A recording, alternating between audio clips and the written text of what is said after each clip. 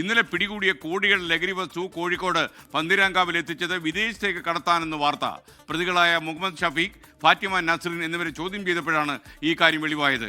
രാജസ്ഥാനിലെ അജ്മീറിൽ നിന്നാണ് കോഴിക്കോട്ടേക്ക് MDMA എത്തിച്ചത്. ദീപക് തർമ്മ മറ്റു വിവരങ്ങളുമായി കോഴിക്കോട് തത്സമയം ചേരുന്നു. Deepak, good morning. കൂടുതൽ വിശദാംശങ്ങൾ എപ്പോഴാണ് ലഭിച്ചത്? മാത്രമല്ല, ഇതൊരു രാജ്യാന്തര ശൃംഖലയുടെ ഭാഗമായിട്ട് പ്രവർത്തിക്കുന്ന ആളുകളാണോ ഇവരും?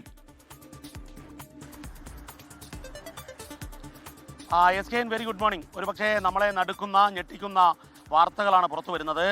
പുലർച്ചെ വരെ, അതായത് ഇന്ന് പുലർച്ചെ 3 മണിവരെ ഈ പ്രതികളെ ചോദ്യം ചെയ്തു.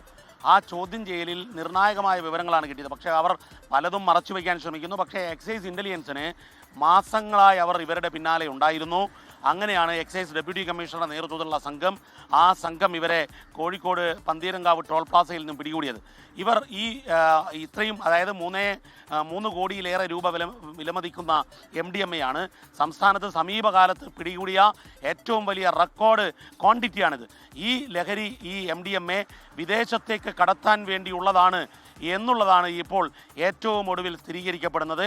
അതായത് ഈ കൊണ്ടോട്ടിയിലാണ് ഇതിലെ 1-ാം പ്രതിയുടെ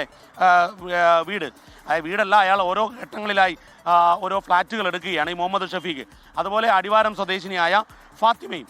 ഇവർ രണ്ടുപേരും ചേർന്ന് വിദേശത്തേക്ക് കടത്താൻ വേണ്ടിയുള്ള ശൃംഖലയിലേക്ക് എത്തിച്ചു കൊടുക്കുന്നതിനിടയിലാണ് പിടികൂടിയത് എന്നുള്ളതാണ് ഇവരെ വിശദമായി ചോദ്യം ചെയ്തപ്പോൾ പുറത്തു വന്നത്.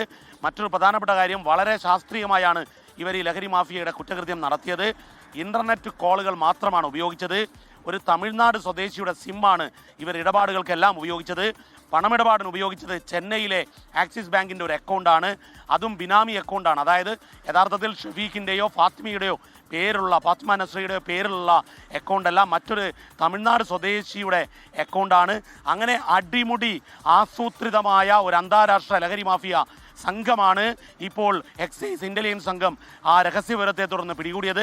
അജ്മീറിൽ നിന്നുമാണ് എത്തിച്ചത്. അജ്മീറിലേക്ക് ഷഫീഖ് പോയതിൻ്റെ വിവരങ്ങൾ കണ്ടെത്തി. മംഗലാപുരത്ത് ഈ കൂട്ടുപ്രതിയായ ഫാത്തിമ തങ്ങിയതിൻ്റെ വിവരങ്ങളും കണ്ടെത്തിയിരിക്കുന്നു. SKN സമീപകാലത്തെ ഏറ്റവും വലിയ ഒരു ഡ്രഗ് മാഫിയയാണ് ഇപ്പോൾ എക്സൈസ് സംഘം പിടികൂടിയിരിക്കുന്നത്. SKN.